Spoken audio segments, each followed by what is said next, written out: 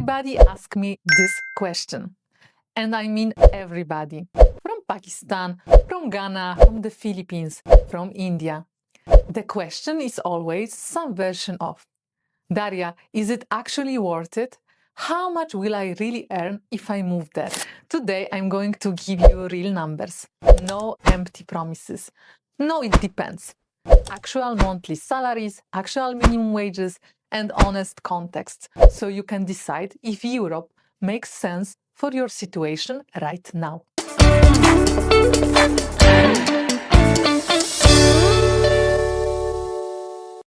The numbers by country. What you can actually expect. Let me walk you through the key countries and the real figures for unskilled and semi-skilled workers in 2026. Germany is the highest paying option on the list for entry-level workers.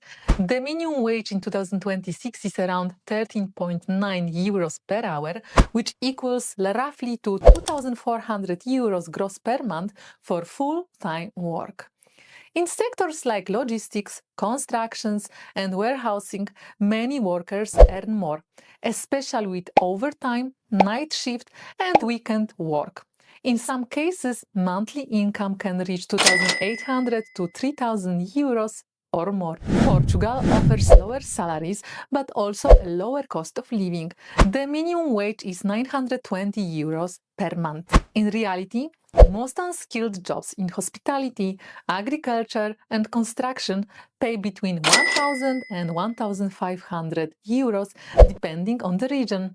In tourist areas like Lisbon or the Algarve, employers often provide accommodation, which significantly reduces your expenses. Poland is one of the most accessible countries, and the wages reflect that. The minimum wage is around 1,200 euros per month gross, but many workers in factories and warehouses earn closer to 1,300, 1,500 euros with overtime. A major advantage is that employers often provide low cost of free housing, meals, and transport, which means you can save more money than you expect. Italy works differently. There is no single national minimum wage. Salaries depend on the sector. For unskilled work in agriculture and hospitality, you can expect around 1,000 to 1,500 euro per month, especially for seasonal jobs. However, caregiving roles, which are in very high demand, often pay more and usually include free accommodation. The key takeaway is this. Germany offers the highest salaries. Portugal offers balance with lower living cost.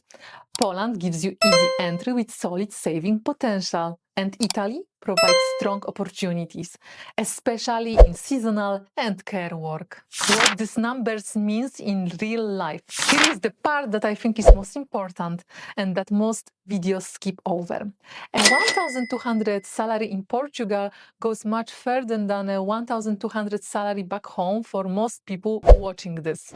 Rent for a shared room in a smaller Portuguese city around 200 to 300 a month. Food cheap, transport affordable. In Poland, many workers I have seen come through our agency send 500 to 700 euros home every single month after covering all their living costs. This is the reality. In Germany, the numbers are higher, but so the cost of living. Rent in a city like Hamburg or Munich for a single room can be 600 to 900 euros per month. But if your employer helps with accommodation, which many logistic companies do for new foreign hires, you are in a very strong position financially. The honest answer? Wages for unskilled roles across Europe range broadly from around 800 to 2,500 euros per month, depending on the country, sector, and employer.